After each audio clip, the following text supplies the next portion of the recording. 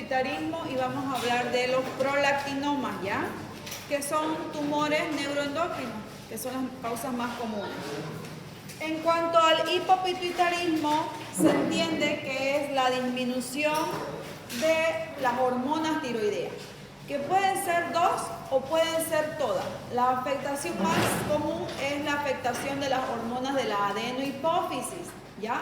Pero cuando se afectan todas las hormonas de la adenohipófisis y de las neurohipófisis, hablamos ya de panhipopituitarismo, ¿ya? Panhipopituitarismo es cuando hay más de 3 hormonas alteradas o que todas estén alteradas, tanto de la adenohipófisis como de la neurohipófisis. Las causas de este hipopituitarismo son las causas más frecuentes y la número 1 son tumores neuroendocrinos, tumores hipofisiarios, muy bien. Otra de las causas es iatrogénicas, ya sea que en una neurocirugía, por algún tipo de iatrogenia, pues lesionen la hipófisis, ¿ya? Otra también de las causas son las radioterapias. Personas que hacen tratamiento para el cáncer con radioterapia, también puede ser que dañe la radioterapia la hipófisis y cause hipopituitarismo. La hipófisis autoinmune, si bien no es frecuente, pero también puede haber una autodestrucción de esa glándula y esa glándula va a crear anticuerpos citotóxicos durante el parto o el puerperio. Más adelante vamos a hablar de cómo sucede eso, muy bien. A eso se le llama síndrome de Sheehan, muy bien. Entonces, la principal causa son tumores de tipo adenomas, que pueden ser microadenomas menor a 2 centímetros o pueden ser macroadenomas mayor a 2 centímetros. El orden en el cual se afectan las hormonas cuando empieza a haber un hipopituitarismo por causa tumoral o por las otras causas mencionadas va a ser la alteración de la hormona del crecimiento, seguida de alteración de las hormonas gonadales como LH y FSH, seguida de las hormonas tiroideas y por último la afectación de las hormonas ACTH o corticotrofinas. Entonces, cuando empieza a haber esta afectación del hipopituitarismo con disminución de hormonas del crecimiento, pues vamos a tener niños con talla baja, vamos a tener en adultos atrofia cutánea y disminución de la densidad ósea, va a haber también déficit de LH y FSH y eso va a hacer que si en los niños ocurre esto, no haya desarrollo de sus órganos secundarios. Si es en el adulto, pues va a causar disminución de la libido, infertilidad, pérdida de caracteres sexuales, pérdida del vello axilar pubiano y puede estar combinado también con un déficit de ACTH. Cuando empieza a haber ese déficit de ACTH o de corticotrofina, puede llegar a una insuficiencia grave de tipo adrenal llamada crisis adrenal o crisis de la suprarrenal, porque ahí disminuyen lo que es cortisol, aldosterona, adrenalina, noradrenalina, ¿cierto? Y eso puede tener repercusiones graves, causando la muerte inclusive de la persona por hipotensión, bradicardia y paro cardíaco. Déficit de TSH, vamos a tener hipotiroidismo de causa secundaria, porque la lesión va a estar a nivel de hipófisis, más no del órgano. Por eso es que va a haber hipotiroidismo sin bocio, no va a haber agrandamiento de la glándula tiroides. La glándula tiroides va a estar normal. El déficit de prolactina solamente va a ser relevante y clínico si es que la mujer está en la gestación o en la lactancia materna, que sería el puerperio, ¿muy bien? Porque ahí va a producir agaláctea y no va a haber producción de la leche materna. Más, si encontramos una hipoprolactinemia o disminución de la prolactina en personas normales, no es de relevancia clínica. Pero el aumento de la prolactina o la hiperprolactinemia en varones o en mujeres sí es de relevancia clínica y se tiene que tratar.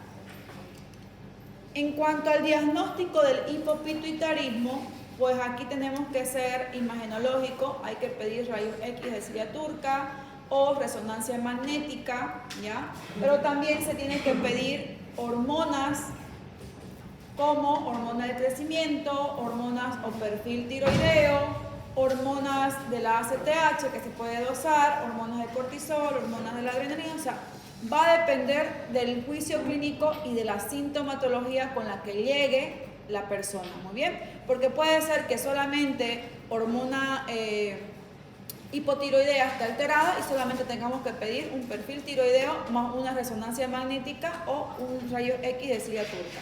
O puede ser que todas estén alteradas y tengamos que priorizar algunas, como cuáles, tiroides y ACTH.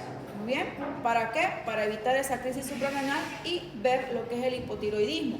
Porque el hipotiroidismo en niños, por ejemplo, le puede causar retardo intelectual, ¿ya? Y retardo en el crecimiento, también van a tener talla baja. En cuanto al tratamiento de esto, va a depender de la causa. Y si la causa es tumores, pues hay que extirparlo, ¿no es cierto? La cirugía es el tratamiento para el hipopituitarismo. Luego está el reemplazo hormonal. Ya el reemplazo hormonal va a depender de la afectación de las hormonas que esté comprometida. Si la hormona de crecimiento está disminuida, se le da hormona de crecimiento, ¿cierto? Si las hormonas tiroideas están comprometidas, se le da hormonas tiroideas como la levotiroxina para reemplazarla. Si la ACTH está comprometida, ¿qué le darían?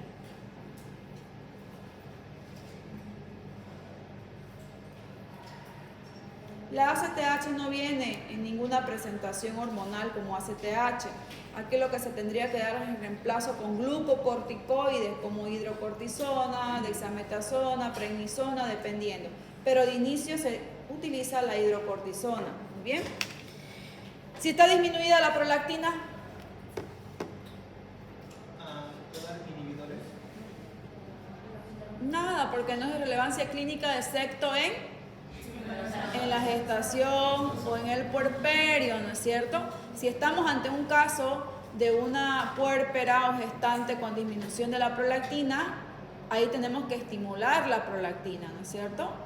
Ahora, si es que es una persona normal y encontramos una disminución de prolactina y no tiene ninguna sintomatología ni nada, no es relevancia clínica. Si encontramos una persona que no esté gestante y esté con aumento de la prolactina, le damos los inhibidores que dice su compañero, porque hay que bloquear, que ahorita vamos a hablar de los prolactinomas, muy bien.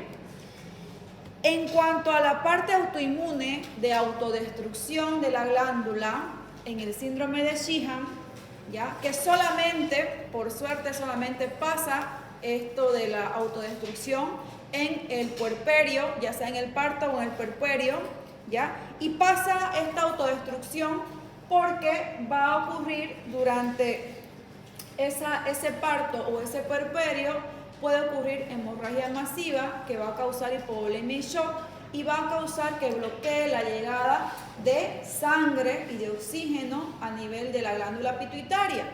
¿Qué pasa con la glándula pituitaria durante el embarazo o la gestación? Aumenta el triple o el doble de su tamaño, ¿ya? Entonces la glándula pituitaria se vuelve frágil porque aumenta el doble de su tamaño normal y el peso de su tamaño normal. Lo malo es que la glándula solo aumenta a un tamaño, pero la irrigación para el aumento de la glándula no aumenta, o sea, es solamente la misma arteria y la misma vena de la irrigación, no crea nuevos vasos para compensar el crecimiento aumentado de la glándula. Y aumenta de tamaño durante la gestación porque y gracias a las células lactotropas, ¿ya? Después de que yo entre y después de que sean las 8:35 nadie más va a entrar, ¿ya? Última vez. Pasen, porque ya estamos en mitad de la clase y ya qué horas son.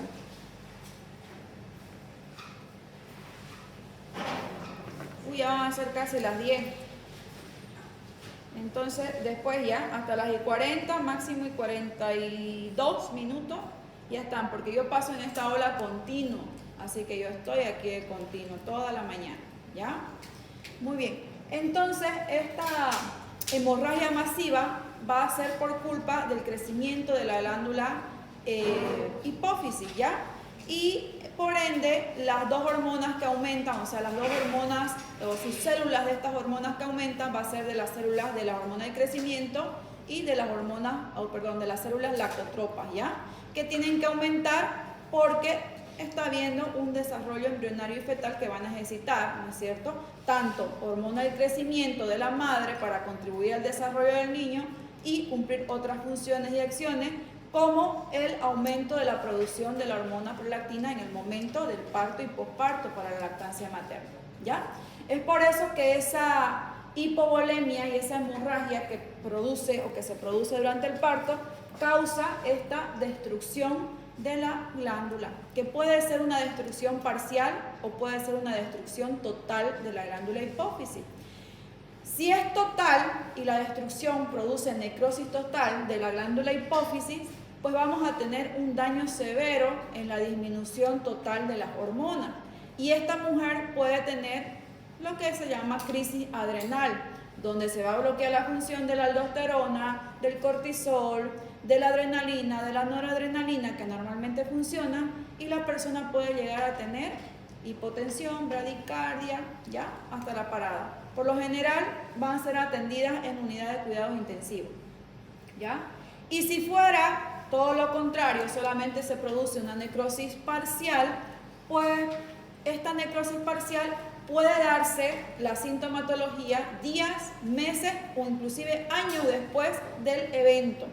¿Y qué va a suceder? En esos meses o años después, la mujer puede llegar a tener hipotiroidismo e hipocortisolismo, más las otras hormonas van a estar relativamente normal, ¿ya?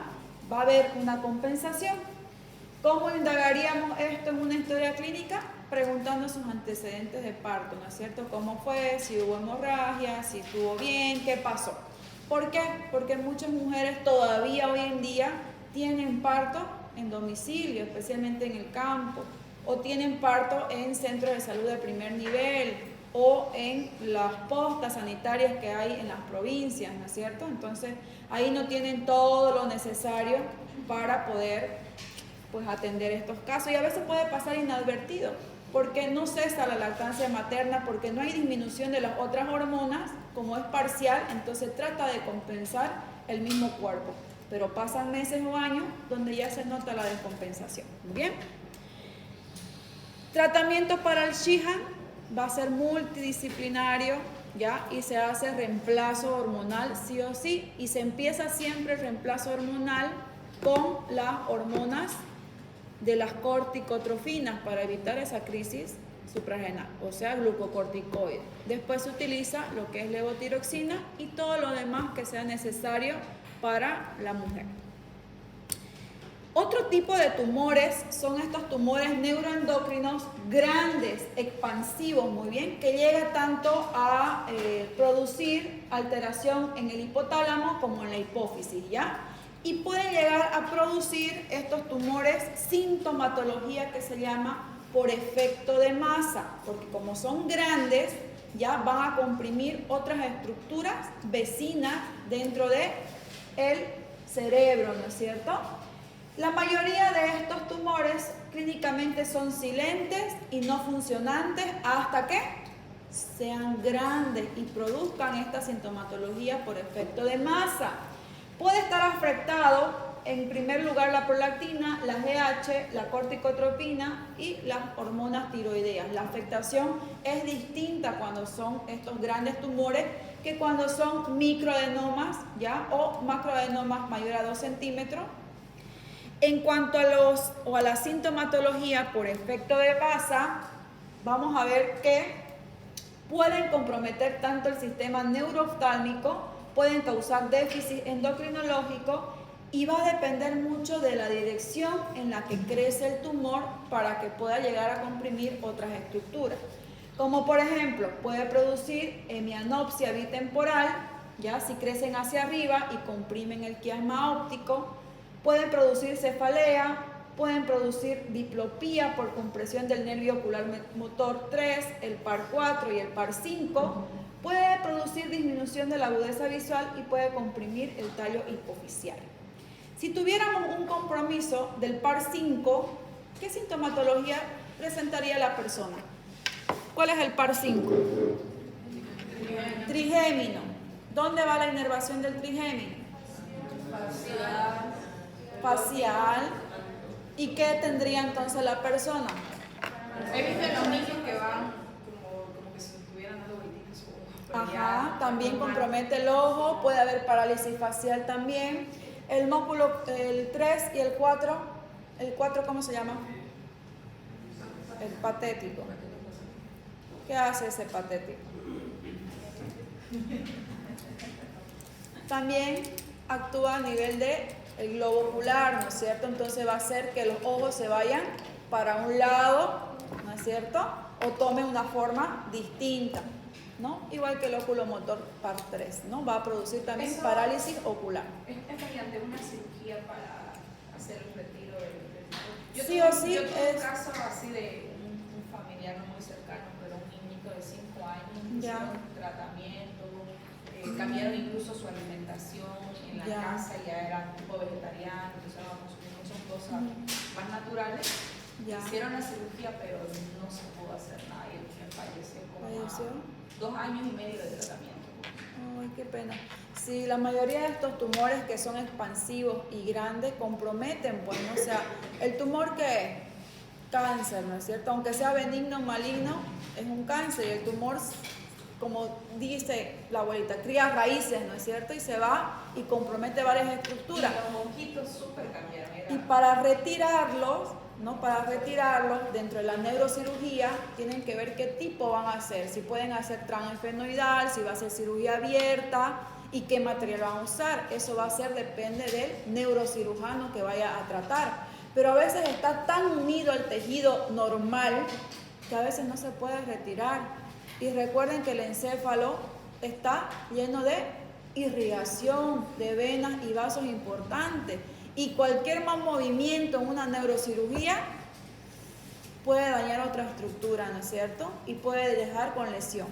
Por eso es que se dice que cualquier cirugía o neurocirugía, sí o sí hay que estar preparado para las secuelas que deja la neurocirugía.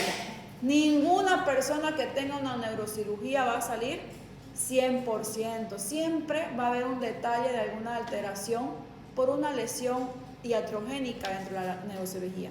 No es que el médico quiera, sino que a veces hay un mal movimiento, porque los movimientos son minuciosos. ¿Conocen algún neurocirujano? Supongo que más adelante van a ir a tal vez algunas neurocirugías, o tal vez la doctora de anestesio hace siempre entrar a su cirugía. Son largas las neurocirugías. En internado sí o sí van a entrar y van a entrar en la mañana y tal vez vayan a salir en la noche, o si entran en la noche por los TEC no van a dormir toda la madrugada, porque interno que entró a una neurocirugía, interno que se queda hasta que se acabe la neurocirugía y dura horas a veces, ¿ya? Y son microscópicas y van siendo detalles de a poquito, o sea, es un espectáculo ver una neurocirugía, a mí me encanta, pero demora muchísimo, ¿ya? Entonces, cualquier neurocirugía puede causar lesión en otro lado, ¿ya? Y antes de eso, la persona puede tener esto. Si comprime alguna otra zona, también pueden tener dificultad en la marcha, por ejemplo, caminar en zigzag o como mareado. Pueden tener lipotimia o desmayo, que se llama. ¿Qué más podría tener? ¿Qué más se les ocurre? Problemas del habla, claro que sí. Puede comprometer los centros del habla y van a tener problemas del habla, ¿no? Pueden tener problemas dependiendo de dónde esté, del gusto, oftalmológico, o sea, puede tener problemas de todo. ¿Bien?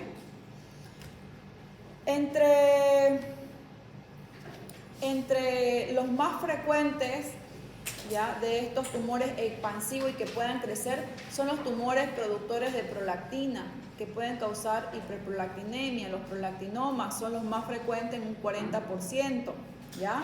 Y que puede darte efectos de masa, pueden ser grandes, ¿ya? Otros tumores pueden ser los de la hormona del crecimiento en un 15%, y ahí te puede producir gigantismo. Y ya hemos visto que puede dar también efectos de masa, ¿no es cierto? Y por último, los más raros, pero son súper rarísimos, son los tumores productores de corticotrofinas, de ACTH, ¿ya? Y ahí, por ejemplo, cuando hablemos de Addison y de Cushing, vamos a ver que hay algunos de estos tumores que pueden aumentar o disminuir, pero también pueden causar efectos de masa, ¿ya? Eso lo vamos a llevar los del ACTH cuando hablemos glándula suprarrenal. ¿ya? Y vamos a hablar de las dos. En cuanto a los de compromiso celular, y son los más frecuentes en pediatría, especialmente en niños menores de 5 años, pero se ha visto casos en niños de 7, 8 y 9 años, son estos famosos craniofaringiomas y los meningiomas también que pueden estar presentes. Y si afecta a las meninges, ¿qué signos va a tener ese niño? Rigidez, puede haber rigidez en la nuca, ¿no es cierto? Que no va a ser por causa infecciosa, pero puede ser por causa tumoral. Puede tener problemas de líquido cefalorraquídeo, especialmente con el aumento del líquido cefalorraquídeo, ¿no es cierto? ¿Ya? Y estos craniofaringiomas, que son los más frecuentes en niños, miren, son de crecimiento lento, pueden presentar calcificaciones intracraneales y generalmente son supracelular, pero también pueden crecer hacia adentro de la silla turca y comprometer todas las hormonas, ya sea en su aumento o ya sea en su disminución, ¿ya? Tratamiento, cirugía, porque no hay más, una neurocirugía, y luego se hace el reemplazo hormonal o el bloqueo hormonal. Si está aumentada las hormonas, se bloquean, ¿no es cierto? Se da medicamento para que disminuya. Y si están disminuidas las hormonas, se tienen que sustituir las hormonas faltantes, ¿ya? Cuando dice calcificación, ¿no se refiere a produce más? Produce cálculos de calcio, mayor cantidad, ¿ya? Las calcificaciones están casi en todo nuestro cuerpo y indirectamente esas calcificaciones es producida por la PTH y la disfunción que va a haber en el metabolismo osteocálcico, que también está relacionado, les cuento, con la producción de estos micro y macrocálculos en todo nuestro cuerpo, porque también podemos tener calcificaciones en los músculos, por ejemplo, en las arterias, especialmente en la aorta, hay calcificaciones en ese callado aórtico. Puede haber en los senos, en las mamas, o sea, por un desajuste hormonal. Cuando hablemos del metabolismo osteocálcico, vamos a ver cómo es que se regula eso y por qué interfiere en todo. En realidad es una unión de todo, ¿ya? Parece distinto, pero cuando uno empieza a hablar de la fisiología y la fisiopatología, todo se une para que el cuerpo ya no funcione bien y se vaya descompensando de a poquito y empiece a ver los signos y los síntomas. ¿Qué me iba a decir? La hidrocefalia en niños puede producir gigantismo hormonal. No, pero puede ser por una causa de tumor y hay que ver dónde está la obstrucción del tumor. No tiene nada que ver sí por la disfunción, a no ser que el tumor esté comprometiendo la hipófisis y haya aumento de las hormonas, de la hormona GH. Es que hubo un caso de una niña que sufrió de hidrocefalia, que está en rehabilitación, y él tiene 4 años y parece una niña de 10. Es mucho más grande de eso. Claro, seguramente este tipo de tumor que es más frecuente, o un adenoma o un macroadenoma, ya que puede estar fuera o dentro de la hipófisis, pero que comprometa las hormonas de la adenohipófisis, ¿ya? O sea, los tumores a nivel del cerebro puede ser directamente que estén dentro de la hipófisis y comprometan esas células, o pueden ser extrahipofisiarios como este craniofaringioma, pero que repercutan en el aumento o disminución de las hormonas, ¿ya? Porque ahí todo se une, o sea, no hay más, ¿ya? Y sí producen, por ejemplo, el meningioma va a producir mayormente compromiso a nivel de la producción de LSR, entonces va a estar ahí. El craniofaringioma también de alguna forma puede producir tal vez obstrucción en algún nivel, ¿ya? Y puede producir otra sintomatología, por ejemplo. Yo vi un caso de este craniofaringioma con protrusión ocular también y marcha en un niñito de 4 añitos. Cuando hice mi provincia, ahí lo vi por primera vez porque llegaban del campo, de ahí de mineros, por más adentro, no sé cómo sería, y sus papás bien del campo lo traían por primera vez. Y claro, como no te reciben en el tercer nivel así nomás porque sí, y el médico que los mandó no los habían mandado con sus referencias y nada, solamente le habían dicho vaya a la ciudad que ahí lo van a atender. Llegó ahí al centro de salud de primer nivel y no sabían nada. ¿Y cuánto tiempo llevaba así? Dijo que llevaba apenas 2 meses según la mamá y que no se había dado cuenta hasta que la profesora, porque el colegio que iba, vio que ya estaba empezando con la protrusión ocular, ¿ya? Y claro, el niño no podía leer, no podía escribir, o sea, en un inicio tenía mucha dificultad. Y las profesoras, antes de que ocurra eso, cuando estaba en pre-kinder, creo que era kinder, algo por ahí, lo llamó y claro, que te vas a dar cuenta que tiene un tumor, ¿no? De repente pensás algo oftálmico, por eso le afecta la vista. En fin, fue un caso medio ¿no? Y de ahí lo derivamos al hospital de niños. Dígame. Tengo una vecina que su bebé nació con hidrocefalia. ¿Y qué pronóstico dice? ¿Tiene posibilidad de vivir? Porque dice que tiene como unos 42 centímetros. ¿Tiene un tumor? No, o sea, su cabeza dice que mide. Su cabeza mide, es grande, 42 centímetros con relación a su cuerpito, ¿no? Bueno, eso lo va a determinar la verdad en que pueda o no vivir los estudios de neuroencefálico, pues, ¿no? Hay que hacerle encefalograma para ver la actividad encefálica, hay que hacerle el estudio neuronal, después el neuroendocrino, la afectación hormonal. Hay muchos que viven, le ponen un puente que se llama, que va desde el cerebro hasta el abdomen, ¿ya? Y ahí elimina todo el líquido restante.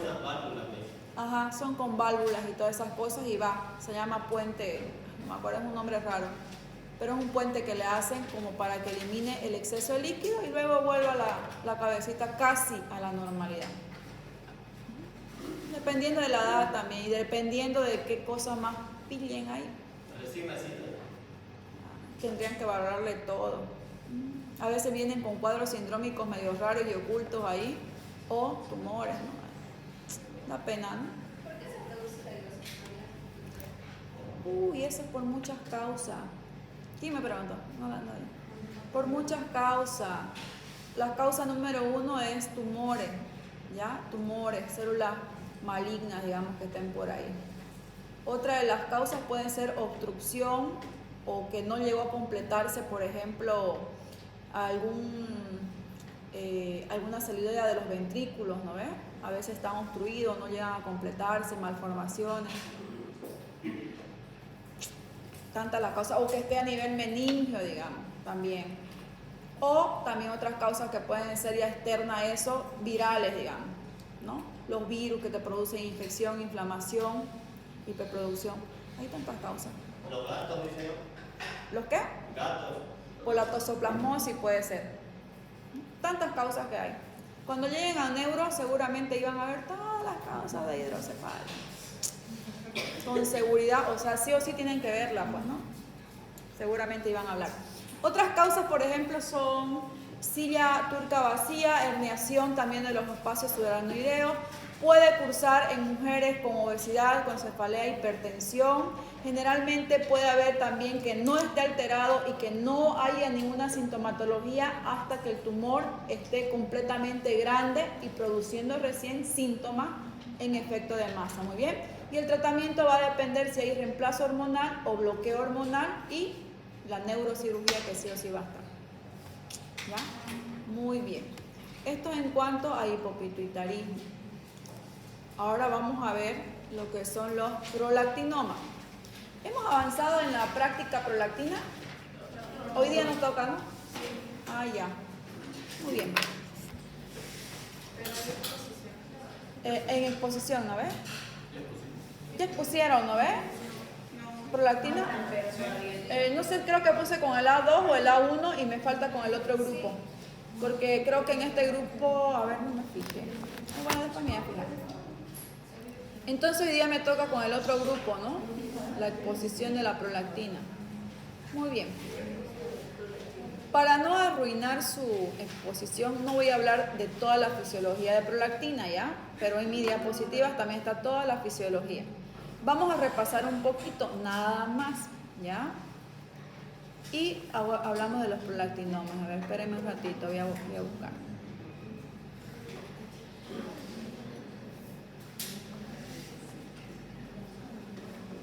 Bueno, la función principal de la prolactina en los dos grupos. Nosotros no, por eso. Es que hay dos grupos, pues el A1 y el A2 puede ser que con uno está adelantado y con el otro no tanto. O sea, ya. Pero a manera general, ya de la prolactina sabemos que la principal función de la prolactina es la producción de la leche materna. Pero tiene otras funciones. Dice que la prolactina tiene más de 300 funciones en nuestro cuerpo. Entre esas es esta, que actúa como citoquina, ya tiene una función de interleucina a nivel de la GH, del factor estimulante de los granulocitos y de los macrófagos. También nos ayuda en la modulación y función de la parte autoinmune, tanto la estimulación de los linfocitos T, B y los macrófagos, ¿ya? O sea, tiene un montón de efectos. Pero vamos a hablar de su efecto y función más conocida, que son los efectos de la prolactina en la producción de la leche. Ya tiene un ritmo circadiano nocturno, o sea que también aumenta y produce durante la noche, ¿ya? O sea, hay mayor cantidad de producción durante la noche que en el día, ¿ya? Tiene un ritmo circadiano de acción en curva alta, muy bien, y va a aumentar esto normalmente durante el parto, ¿ya? Quiere decir que durante toda la gestación la prolactina todavía va a estar en niveles relevantemente altos, pero durante el parto va a ser un pico alto, luego va a caer en el primer día y a partir del segundo día estos picos, según la succión, va a ir aumentando, ¿ya? ¿Por qué hace esta bajada, este pico y esta bajada brusca?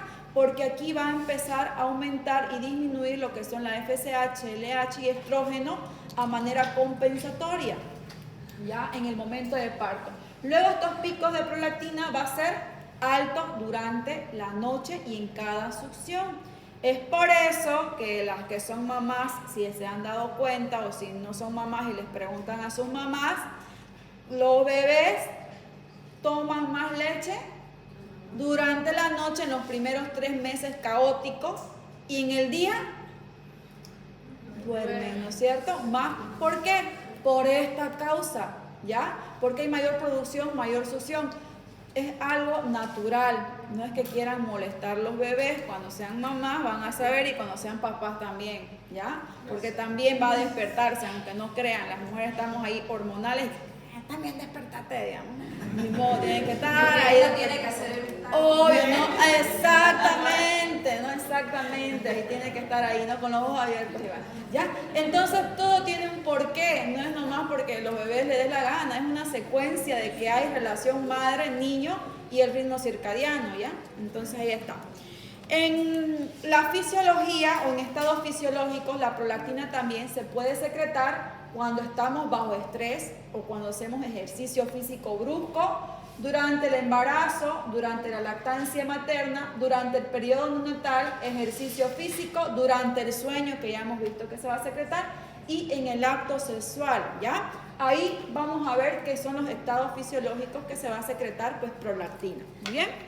Algunas enfermedades hipofisiarias que demanden el aumento de la prolactina, pues tenemos los prolactinomas que vamos a ver hoy, la acromegalia que también está asociado a hiperprolactinemia, enfermedad de Cushing que vamos a ver cuando hablemos de glándula suprarrenal, también las gonadotropinomas que son también tumores, ¿ya? Tumores no secretorios pueden estar relacionados, sección del tallo hipofisiario, otros tumores también que hemos mencionado y algunas enfermedades infiltrativas como la sarcoidosis y la tuberculosis que promuevan también el estímulo de esta hormona. Muy bien, vamos a hablar de la hiperprolactinemia por prolactinoma. ¿Qué quiere decir? Que si hay mujer o varón que esté produciendo galactorrea, ya sin que la mujer esté en gestante, y obviamente los varones no hay por qué estarlo, y haya producción de esto, hay que buscar tumores neuroendocrinos, micro o macroadenoma, que esté produciendo esto.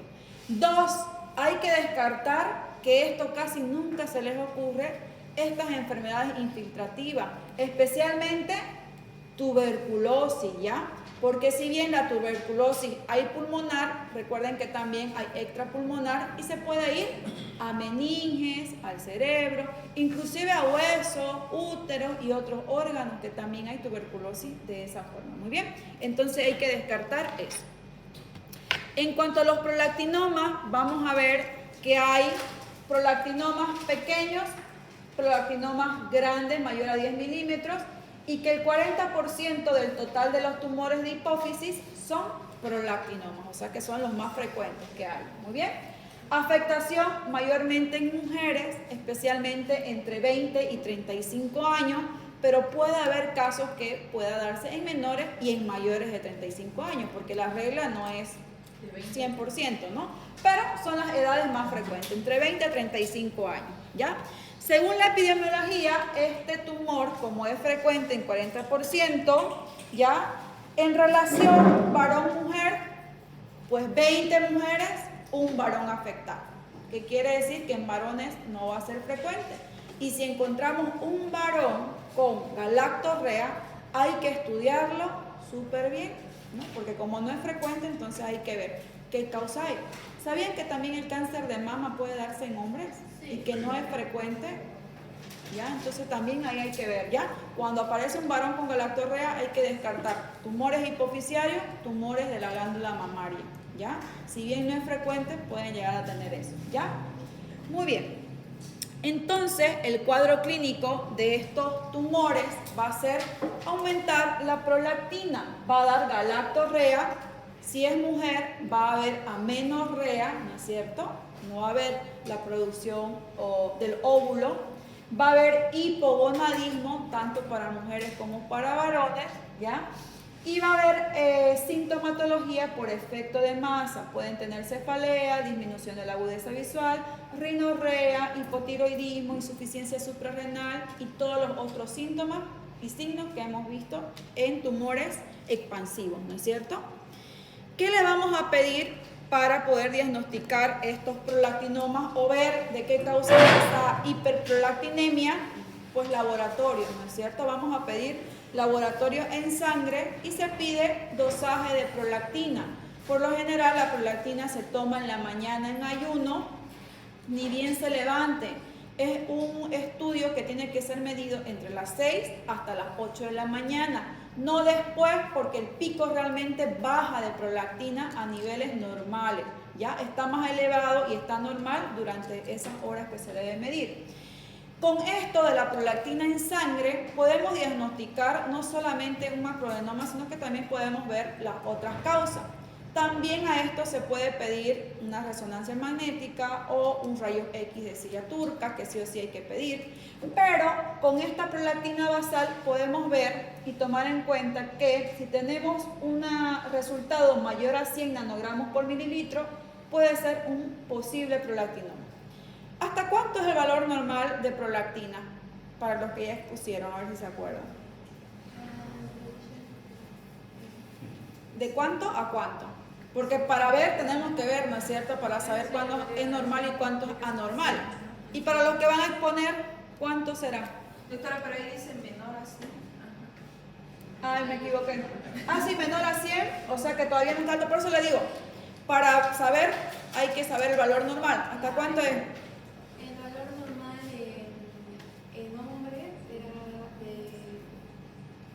era hasta 20. Ya. Y en las mujeres era hasta 25. En embarazo, lactancia, es de 80 hasta 400. Hasta Hasta en 700. hombres menos de 20. Menos de 20, por eso. Sí. En hombres menos de 20, en las mujeres hasta 25. Ya. Mujeres que no estén embarazadas. En Por realidad- eso, el valor normal, sin embarazo. Y ya durante el embarazo, lactancia es de 80 hasta 100. 80 a 400. Sí. Ya. En realidad el estándar es de 0.7, ya de 0.7 hasta 25, ya sea mujer o hombre, hasta 25. Y de ahí en adelante se consideraría una hiperprolactinemia, pero se tiene que valorar el estado fisiológico de la persona, ¿no es cierto? Si ha estado bajo estrés, si está embarazada, si ha tenido un coito reciente, o sea, todas esas cosas. Por eso es que el valor desde los 25 hasta, miren, hasta los 99, ya es un valor que si bien está alto para la persona, tiene que ser investigado si no ha tenido todos esos estados fisiológicos. Y si no toma algún tipo de fármaco, hay algunos fármacos como las tiazidas que hacen aumentar también la secreción de prolactina. Y hay algunos fármacos como por ejemplo la carbamazepina, el neuriro, el clonazepam, que también hacen aumentar. Entonces tenemos que descartar para ver si no está. Por eso es que estos valores, si todavía está insidioso, menor a 100, puede ser un plausible prolactinoma. Quiere decir que tenemos que investigar otras causas. Si ya está entre 100 a 200, ya es un probable prolactinoma. Nos está diciendo que hay algo, siempre y cuando la mujer no esté en gestación, ¿no es cierto? Ni en lactancia. Y si está mayor a 200, sin duda nos está diciendo que hay un prolactinoma a nivel de hipófisis y que necesitamos una resonancia y una rayos X de silla turca, ¿ya? Siempre y cuando, si es mujer, no esté en lactancia materna, ¿ya?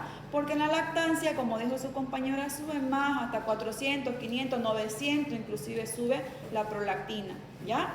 Y si una paciente ha tenido alguna pérdida, porque muchas pasan 3, 4 meses, ya hubo una producción intensa. Ya hubo una producción intensa, también hay que valorarlo en la historia clínica, preguntar si no tuvo alguna pérdida o aborto reciente, un óbito reciente de repente, ¿no es cierto? Entonces, eso va a depender de la historia clínica de indagación que ustedes hagan para descartar o confirmar pues ese prolactinoma, ¿no es cierto? O ver otra causa fisiológica o farmacológica por la cual esté aumentando esa prolactina en sangre, ¿ya? Porque normalmente no tiene por qué estar aumentando. El llanto del bebé, o sea, ¿cómo fisiológicamente, cómo es que el llanto del bebé hace que la mamá lacte? Es por el estrés. A ver, acomodemos la pregunta.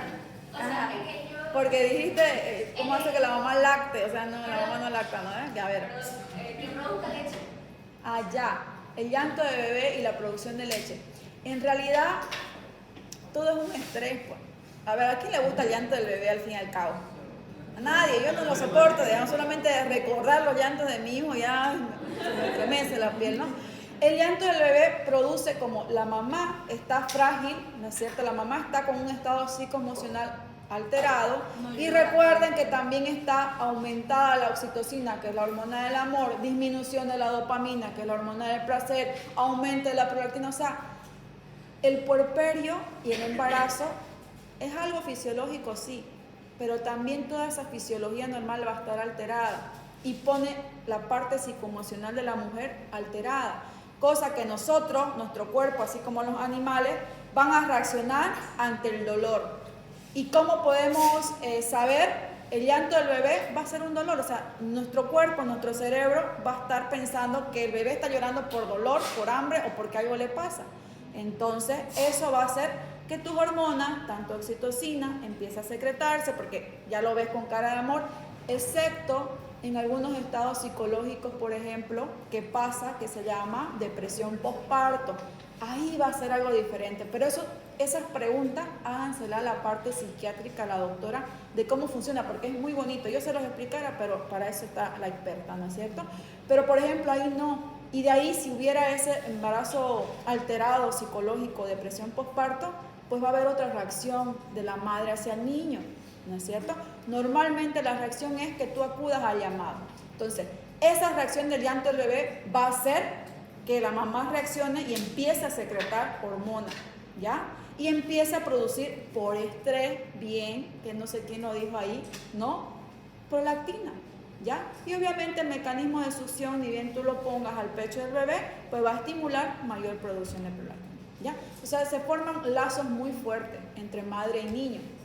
Lazos muy fuertes que normalmente si algo le pasa al niño, la madre es capaz de volverse loca y matar. ¿No es cierto? ¿Han escuchado esos casos así? Sí, ¿ya? Entonces la parte psicoemocional de una mujer, una vez que es madre, cambia totalmente y para toda la vida.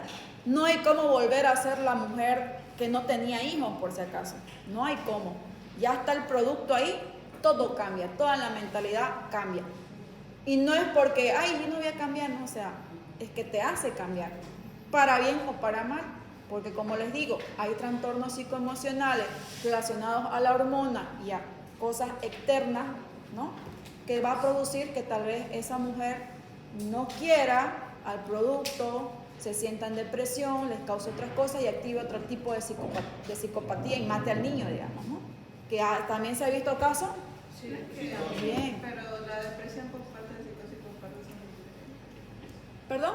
Es que son diferentes. Ah, no, claro, el mecanismo es diferente, pero la activación hormonal va a estar presente. porque todas las hormonas van a jugar o en positivo o en negativo, pero no solamente las hormonas, sino los factores externos. Por ejemplo, los problemas que tenés en tu casa, los problemas de tu pareja, si estás o no estás, porque mal que mal, si hay una pareja o no está, hay que ver eso que también influye, la familia, o sea, todo, digamos. La parte económica, porque ahí se te viene encima toda la parte de esa, ¿no? De responsabilidad. Doctora, No es nada más tener un niño así porque sí. Perdón, en cuanto a la prolactina, hay personas que bueno, yo soy mamá, por ejemplo, ¿no? Y a mí me decía todo el mundo, tenés que tomar que hierba mate, ya. no sé qué.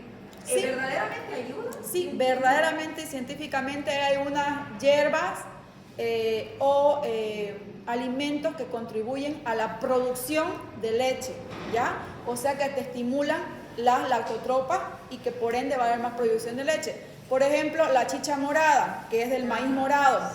Esa es el alimento óptimo. Si algo van a recetar, o sea, de entrada, para la producción de la leche, chicha. ¿Pero qué chicha? Chicha morada. No sé por qué, no me pregunten porque no lo he averiguado. ¿Cuál es la enzima esa que tiene, pero que te hace producir mayor cantidad de leche? De ahí vienen todas las chichas, ¿no? El maíz y esas cosas. La soya también que te produce aumento de la leche, ¿no? Y dependiendo también de la alimentación que consuma la madre, va a ser el sabor de la leche, ¿ya? Por eso es que durante la gestación va a haber algunos alimentos que están prohibidos en comer porque el sabor va a parecer feo y el niño no va a querer tomarlo. Y de ahí va a decir la madre no quiere tomar la leche. Y las mamás así, ¿no? A punto ya A mí me con pasó absceso y todo. ¿no? Fue la única ¿El café? Sí, el café es prohibido, por ejemplo. El la café no. única vez que yo me sentí así, pero increíble era, pero ella no tomaba. No tomaba. Seguramente comió alguito, por ejemplo, cebolla, ajo, ¿ya? Ají, el picante, café, alguna cosa que cambie el sabor de la leche, ¿ya? Entonces, todo es de la madre. O sea, todo lo que coma la madre se va a ver reflejado en la leche y va a pasar al bebé. Si la mamá, por ejemplo, toma algún medicamento, ¿va a pasar? Claro que sí, que va a pasar. ¿Ya? Hay algunas sustancias que le producen diarrea de por sí al bebé y de ahí se preguntan que por qué estaba mañana, tarde y noche y haciendo, ¿no? Entonces, hay que tener cuidado por la leche de la mamá, ¿ya? Cuando avancen obstetricia, chicos, le preguntan a la obstetra todas esas preguntas. Yo sé y me gusta compartir, ¿ya? Pero es que después van allá y ellos no le van a preguntar, digamos, tienen que preguntarle también. ¿Quién me dice? No, doctora, la forma de los pezones de la mujer ¿Influyen? Claro que sí, súper. Ya, influyen hartísimo para la lactancia. A uno le dice porque que previo antes uno vaya formando para el peso, cuando ya exactamente. ¿Ya? Porque por más que tenga leche la mujer, la forma de pezón si es vertido hacia adentro, no va a haber forma alguna de que ese bebé pueda succionar esa leche. Uy, he visto casos, sí, el pezón en vez de estar para afuera, está para adentro. ¿Ya? Y no hay forma porque no agarra al bebé. Y por ejemplo, ahí es algo doloroso para hacer la estimulación a la madre y a veces no se logra y lo único que queda es succionador y mamadera para darle la leche materna porque no hay más. Ay, no, eso yo he visto terribles. Yo no lo haría, digamos, ay, pobrecita las madres, pero... O sea, es terrible los métodos. No, y antiguamente los otros métodos eran peores. Si les contaran la historia de la medicina, léanlo. Ay, no. Utilizaban cachorritos o sea, crías de perritos. Ay, no, ¿para qué? Mejor no hablemos de eso. Por suerte estamos en esta época donde hay succionadores desde lo más suave hasta los con motorcitos, por si quieren una vez ya sacar la leche. De todo, ¿ya? Hay de todo. Para la lactancia materna hay de todo. Muy bien, entonces los diagnósticos diferenciales para ver si estamos ante tumores productores de prolactina, tenemos que ver los estados fisiológicos primero, preguntar en la historia clínica sobre el estado fisiológico, porque mayormente las que vienen a la consulta, ya sea medicina general, ginecología, endocrinología, son mujeres, ¿ya? Raro es el hombre que vaya a acudir. Por lo general el hombre va a ir, pero con doctor varón más que con mujer, ¿ya? A acudir, ¿ya? Entonces, fisiológicas. Otra, veamos el estado del perfil tiroideo para ver si no hay un hipotiroidismo, porque también cursa con galactorrea. Lesiones de la pared torácica, también que estimulen de cierta forma ese proceso inflamatorio, enviando señales a hipófisis para producir lo que es la leche. Recuerden que cualquier proceso inflamatorio en la mama va a estimular y por ende va a mandar señales a hipófisis, ¿ya? Insuficiencia renal y bueno, la otra causa que es la idiopática, ¿no es cierto? Que ya no sabemos y ahí se estimulan las glándulas hasta que se da tratamiento. En cuanto al tratamiento tenemos los agonistas dopaminérgicos, ¿ya? Que las indicaciones de estos agonistas dopaminérgicos son desde abortos, óbitos, ¿no es cierto? Para parar que ya no se produzca la leche, hasta estado fisiológico que también se puede dar en algunos casos, unos cuantos días. Y tenemos dos medicamentos que son la gabergolina y la bromocriptina. ¿Cuál es el mejor? La bromocriptina en primera instancia, es más económico. Lo único malo es que con la bromocriptina lo tenemos que dar cada 12 horas, todos los días, ¿ya? ¿Hasta cuándo? Hasta que se pare la producción de la leche, ¿ya? Ya no se produzca más.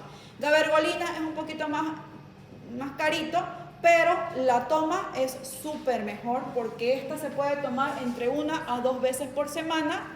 Entonces le das 1 vez por semana, 2 veces por semana, hasta que pare o cese la producción de la lactancia materna. Muy bien.